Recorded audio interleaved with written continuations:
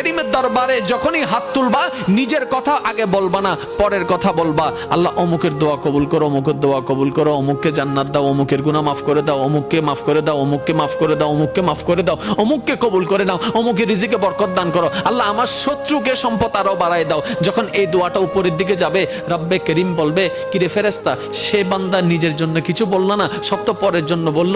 ফেরেশতা বলবে, আল্লাহ এই বান্দা শুনেছে, তুমি নাকি তার উপর খুশি হয়ে যাও। যে বান্দা অন্যের জন্য ভালো চায়, তুমি নাকি তার ভালো চাও। যে অন্যের প্রশংসা করে, তুমি নাকি তার সম্মান বাড়ায় দাও। আল্লাহ যে অন্যের জন্য মঙ্গল কামনা করে, তুমি নাকি তার জন্য বরকত বাড়ায় দাও। এই বান্দা সেই সূত্র বুঝতে পেরেছে, তাই নিজের জন্য চাচ্ছে না, সবার জন্য চাচ্ছে। রব্বে করিম বলে, তার দোয়া ফরিয়াদ কবুল করার ব্যবস্থা করো, কারণ যে অন্যের ভালো চায় আমি আল্লাহ তার ভালো করে দিই। বলেন সুবহান। মনে রাখবেন, আল্লাহর কাছে চাইতে হবে হালাল জিনিস, হারাম জিনিস নয়। আপনি যদি আল্লাহকে বলেন, রব্বে করিম আমার দুশমনের ফাঁকটা লেঙ্গা করে দাও,